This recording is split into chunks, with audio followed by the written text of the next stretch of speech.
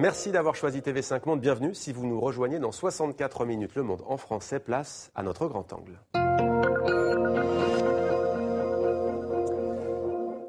Il a dirigé le Fonds monétaire international pendant 13 ans. Michel Candesu a traversé bien des crises et vécu de l'intérieur de grands séismes économiques. Quelles leçons en tire-t-il, lui qui fut aussi directeur de la Banque de France? Que pense-t-il de la situation économique aujourd'hui en France, au moment même où donc Manuel Valls demande la confiance des députés? Certains prônent une sortie de l'euro. Est-ce vraiment possible? Bonsoir Michel Candesu. Bonsoir. Merci d'avoir accepté d'être le grand témoin de 64 minutes sur TV5 Monde. L'actualité est donc très chargée en France, politique, économie. La France a du mal à s'en sortir. Certains voient en elle le mauvais élève de l'Europe. Comment expliquez-vous cette impasse? Pas de croissance, mauvaise prévision, une dette encore? Écoutez, c'est une très longue histoire. Il y a plus de 30 ans que la France, qu'il fasse beau, qu'il fasse mauvais, qu'il y ait de la croissance ou qu'il n'y en ait pas, la France a une constante, elle est en déficit budgétaire.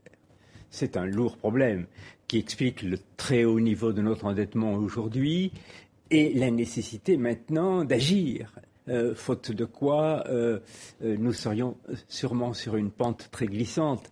Et je pense que le gouvernement a raison d'affirmer son cap et de promettre de le tenir. Oui, il y a ça, il y a cette persistance des déficits. Le fait que depuis si longtemps, la France vit au-dessus de ses moyens. Mais qu'est-ce que ça veut dire? Et on ne le dit pas assez souvent. Ça veut dire que nous vivons au crochet de la génération qui nous suit. Je me souviens, il y a quelques années, le gouvernement m'avait demandé de faire une étude. C'est devenu le sursaut, un grand rapport. Dont s'est inspiré Nicolas Sarkozy d'ailleurs. Oui. Au départ. Malheureusement pas assez.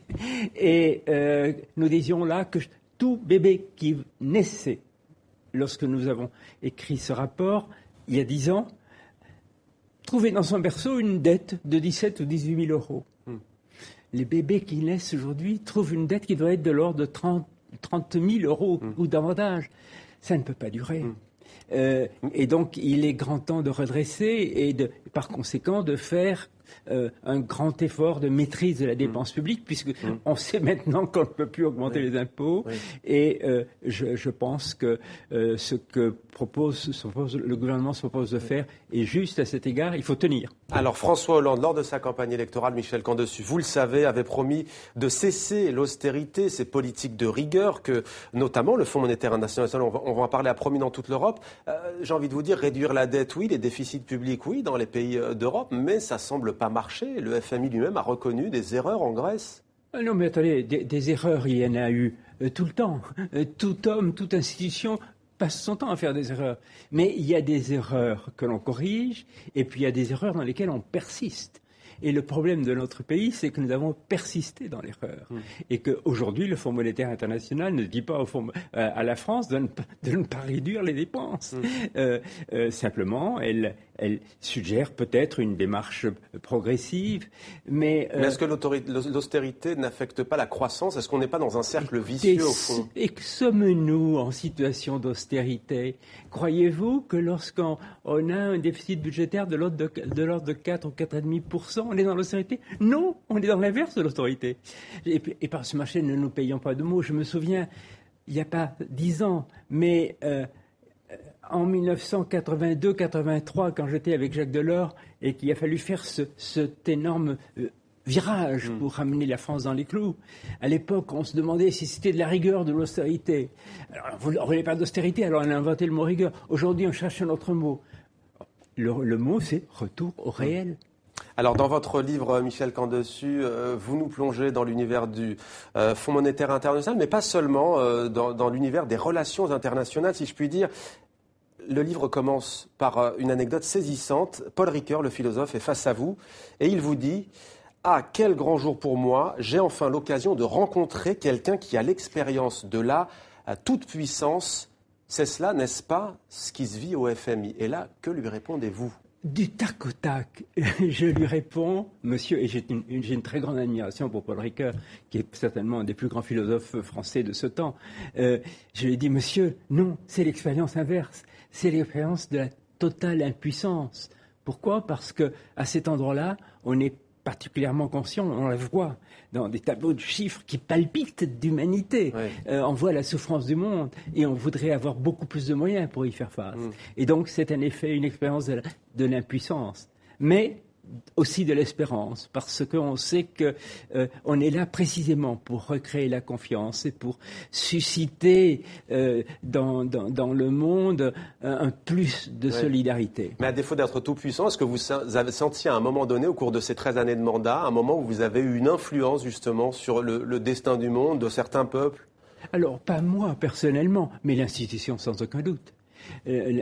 Lorsque soudainement on s'est rendu compte en 1994 qu'une nouvelle crise au Mexique annonçait un nouveau monde, eh bien nous avons été là pour discerner ça et proposer des moyens tellement nouveaux que l'Europe a préféré s'abstenir.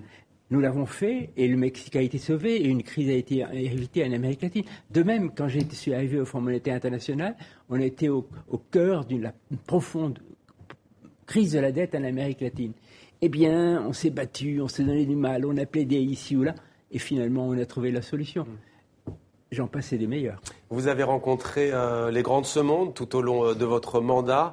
Je ne vais pas tous les citer. Est-ce qu'il y en a un parmi eux qui vous a marqué, lequel en tout cas vous a le plus impressionné ? Écoutez, j'ai envie de dire deux, si vous me le permettez. L'un, c'est Mandela. Il était hors catégorie. Mais un autre, hors catégorie aussi, Jean-Paul II, l'homme qui a fait tomber finalement le mur de Berlin et qui a abattu le communisme. Alors vous racontez notamment également comment Mikhaïl Gorbatchev potassait des livres d'économie la nuit pour comprendre, je dis bien pour comprendre, le capitalisme, c'est vrai ? Vous avez bien lu ce livre. En effet, lorsque j'ai été le voir pour la première fois, j'arrive un samedi matin au Kremlin, les couloirs sont silencieux, il n'y a personne. On m'introduit dans son bureau, il arrive assez vite. Je le regarde, je suis très impressionné, évidemment. J'ai en face de moi un des leaders du monde les plus importants. Et il me dit, j'ai vu votre regard, je sais ce que vous avez pensé. Je lui dis, monsieur le secrétaire général, j'ai pensé que j'ai en face de moi l'un des hommes qui tiennent le monde. Et je suis donc très impressionné à l'idée de passer un moment avec vous. Il me dit, non, c'est pas vrai. Vous avez pensé que, comme les Européens le disent souvent des Russes, j'ai passé la nuit à me dire je ne sais quelle débauche. Eh bien, vous vous trompez. J'ai passé la nuit à lire le dernier livre d'économie de Ludwig Erhard, l'économie sociale de marché. Et je trouve ça très intéressant. Si vous voulez, oublions nos affaires et parlons de ces livres. Il était passionné. Alors, un jour de 1999, vous apprenez dans la presse que 2 jeunes Guinéens sont morts dans le train d'atterrissage d'un avion à l'aéroport parisien de Roissy-Charles de Gaulle. Et vous devez faire un discours le jour même, dans la soirée. Et voici ce que vous dites. Vous êtes face à des décideurs, des banquiers, si je ne m'abuse. Vous dites, ce message, je le présume, est également adressé à chaque pays et à chaque institution représentée ici aujourd'hui. C'est le message de ceux qui vivent dans la pauvreté absolue. Il nous dit combien la misère qui subsiste encore en cette fin d'un siècle de prospérité est intolérable. Il est temps d'y répondre. C'était en 1999. Aujourd'hui, j'ai presque envie de vous dire, rien n'a changé ou pas grand-chose. Michel Candessu. Ah, écoutez, d'abord, je vous suis reconnaissant de citer cet épisode. Je le vis encore. Et il est vrai que j'avais en face de moi tous les ministres de finances de la Terre, les gouverneurs de banque centrale et une foule de banquiers, 6 ou 7 000 personnes, une fois par an à Washington. Et en effet, j'ai eu cette occasion de leur dire ça et de leur dire c'est à vous que ce message est adressé. Et évidemment, je n'ai fait que labourer ce champ et de poursuivre sur ce thème. Alors cela dit, oui, les choses ont changé. Pas assez, mais elles ont changé. C'est le moment où nous essayions de vendre ce qu'on appelait les objectifs du millénaire. Et par exemple, réduire de moitié dans le monde la pauvreté extrême, celle de ces Guinéens. Les gens qui vivent avec moins de 1,25 $ par jour. Eh bien, on y est arrivé. Alors, pas comme on l'aurait voulu, parce que les formidables progrès de la Chine, ils sont pour beaucoup, alors que les développements dans le Sahel, ils sont pour beaucoup moins. Oui. Néanmoins, il y a quelques progrès. Alors on vient de l'apprendre, Michel Camdessus, ça vous intéresse bien entendu. Manuel Valls obtient la confiance des députés français avec 269 voix. Tiens, justement, on parlait de la voix prise par le gouvernement français. Il y a toujours un débat qui agite, y compris le Parti socialiste, mais aussi la droite française, y compris le centre français. On a le sentiment qu'il n'y a pas d'alternative au capitalisme, et pourtant tout le monde est conscient que ce n'est pas le meilleur système, que ce n'est pas un modèle. Que faudrait-il faire? Quelle est l'alternative? Ça me fait penser à la définition de la démocratie, le pire des régimes à l'exception de tous les autres. Le capitalisme a d'énormes défauts, mais il marche, et à condition d'être proprement régulé, eh bien, c'est certainement le système qui peut créer le plus de richesses. Et à condition que les gouvernements se soucient de l'égalité entre les citoyens, à condition qu'ils suscitent suffisamment de solidarité, eh bien, il peut permettre de faire l'affaire. Mais justement, vous évoquez cette tentative du G20 qui a voulu réformer en profondeur le système financier international, mieux le réguler. Pourquoi est-ce que ça n'a pas marché ? Écoutez, c'est une longue et difficile affaire. Je crois d'abord que le G20 a fait en 2008 du bon travail quand il était face à la crise et qu'il s'agissait de réagir ensemble. Et là, je crois que le gouvernement français a eu une influence tout à fait positive. Il s'est mis au travail, et jamais, moi qui ai assisté à toutes les réunions du G5 pendant, je ne sais pas, 15 ou 20 ans, je peux vous le dire, jamais on a entrepris un programme aussi vaste de réformes dans tous les domaines. Et on a travaillé énormément dans tous les domaines. Le problème est que, il y a deux problèmes. Le premier, c'est que on ne réforme pas s'il n'y a pas une crise. Il faut une crise pour réformer. Pendant la crise, on réforme un peu. Mais dès que ça va mieux, on oublie les réformes et on revient au rêve du business as usual, comme disent les anglo-saxons. Comme d'habitude, oui. Comme d'habitude. Par-dessus le marché, plus on va dans le détail, plus on y trouve des petits diablotins, n'est-ce pas? Et plus on va dans le détail, dans une négociation mondiale, plus le choc des cultures est là et rend les réformes difficiles. Néanmoins, il n'y a pas d'alternative. Là aussi, il faut continuer et réguler ce marché financier. Michel Camdessus, ancien directeur général du Fonds monétaire international. Merci beaucoup à vous, Michel Camdessus, d'avoir accepté de témoigner sur TV5 Monde dans 64 minutes. Un livre à lire absolument. Le voici, avec d'ailleurs ce titre très beau. La scène de ce drame est le monde, une phrase célèbre de Paul Claudel. Merci à vous, Michel Camdessus.